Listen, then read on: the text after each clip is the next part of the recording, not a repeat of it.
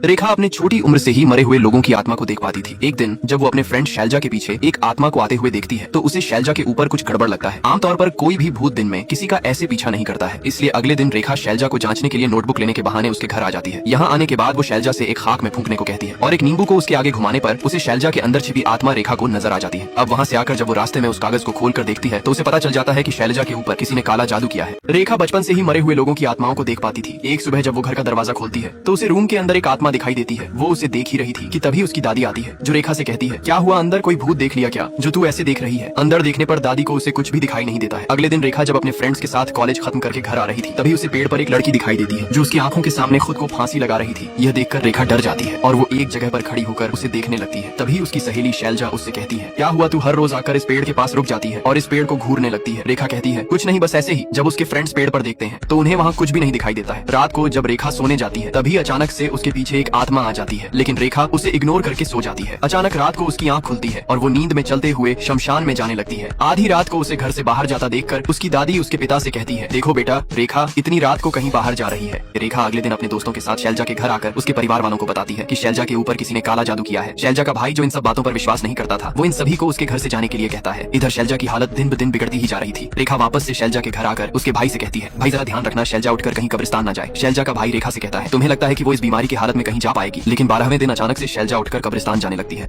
चंदू की बीवी हद से ज्यादा खूबसूरत थी। ये जानते हुए भी चंदू अपनी बीवी के बजाय पैसों से प्यार करता था। एक दिन उसकी बीवी घर के बाहर बैठी थी जिसे एक तांत्रिक देखकर उस पर फिदा हो जाता है, इसलिए अगले दिन वो उसके पति चंदू के पास आता है। यहाँ चंदू अपने सारे पैसे जुए में हार चुका था, लेकिन तभी तांत्रिक चंदू के हाथ में एक धागा बांधकर फिर से उसे खेलने के लिए कहता है। लेकिन अब चंदू हारता नहीं बल्कि जीतता ही रहता है, जिससे चंदू बहुत खुश होता है और यहीं पर चंदू और तांत्रिक की दोस्ती हो जाती है। मौका देखकर तांत्रिक चंदू से कहता है, मैं तुम्हें बहुत सारे पैसे दिला सकता हूँ, लेकिन तुम्हें मेरा एक काम करना होगा और तुम्हें मेरे बताए हुए रास्ते पर चलना होगा। पैसे से प्यार करने वाला चंदू तांत्रिक की बात मानकर ठीक वैसे ही करता है। चंदू को क्या पता था कि तांत्रिक उससे ये सब करवाकर उससे उसकी बीवी को ही हासिल करना चाहता है। अब रात को जैसे ही तांत्रिक अपना कार्य शुरू करता है उधर से राजेश्वरी खुद ब खुद चलते हुए तांत्रिक के पास चली आती है। फिर तांत्रिक उसके इस खूबसूरती को देखकर अपना धैर्य खो देता है और राजेश्वरी के साथ रंजोली रति का कार्य कर्म करके यहाँ से भाग जाता है। और आज इसकी नजर पड़ी है गाँव के सबसे सुंदर लड़की रेखा पर, इसलिए आज वो पूरे प्लान के साथ रास्ते में बैठकर रेखा का इंतजार कर रहा था। रेखा जब कॉलेज खत्म करके अपने दोस्तों के साथ घर आ रही थी तभी उसका पैर एक नींबू पर पड़ जाता है जिसे इस तांत्रिक ने रास्ते में रखा हुआ था। रेखा को इधर उधर देखने पर उसकी नजर तांत्रिक पर पड़ती है जो उसी को देख रहा था, लेकिन रेखा बिना कुछ रिएक्ट किए यहाँ से चली जाती है। उसके जाने के बाद तांत्रिक उस नींबू को लेकर शाम को उस नींबू के जरिए वो रेखा को बुलाने लगता है। रेखा जब सो रही थी तब अचानक उसके पास एक आत्मा आता है जो रेखा को उसके साथ चलने को कहता है और उसका बाल पकड़कर उसे अपने साथ लेकर जाने लगता है, लेकिन तभी उसकी दादी आवाज लगाती है जिससे वो रेखा को छोड़कर यहाँ से चला जाता है। दूसरे दिन रेखा एक बाबा के पास आती है और उसे उसके साथ हुए सारे कांड बताती है, इसलिए बाबा उसका निदान करता है। इस दौरान तांत्रिक का पूजा असफल हो जाता है, लेकिन अब बाबा रेखा के साथ कुछ और ही करने जा रहा था। रेखा को उसकी गलत इरादे समझ आ जाते हैं और वो तुरंत यहाँ से उठकर चली जाती है। अगले दिन जब शाम को मौली जंगल के रास्ते से गुजर रहा था तभी उसे अजीब अजीब आवाजें सुनाई देने लगी। जब वो थोड़ी दूर आगे गया तब उसने देखा एक खौफनाक औरत अपने चेहरे को ढककर खड़ी थी। मौली हिम्मत करके उसके पास गया, लेकिन जैसे ही औरत ने उसे अपना चेहरा दिखाया मौली डर कर यहाँ से भागने लगा, लेकिन ये औरत उसे छोड़ने वाली नहीं थी। उसने मौली को निपटा दिया। इधर तांत्रिक गांव में आकर गांव वालों को रेखा के खिलाफ भड़का रहा था कि गांव में रेखा के पास काला जादू है, इसलिए गांव वाले रेखा को लाकर एक पेड़ से बांध देते हैं। गांव वालों से तांत्रिक अपना काम आसान करवाकर वो गांव वालों से कहता है, आज रात गांव का कोई भी व्यक्ति इस जगह नहीं आएगा, नहीं तो वो खून की उल्टी करेगा। गांव वालों को भ्रमित करते हुए तांत्रिक यहाँ से चला जाता है और रात को वो खुद यहाँ वापस आता है और रेखा के ऊपर वशीकरण करने लगता है।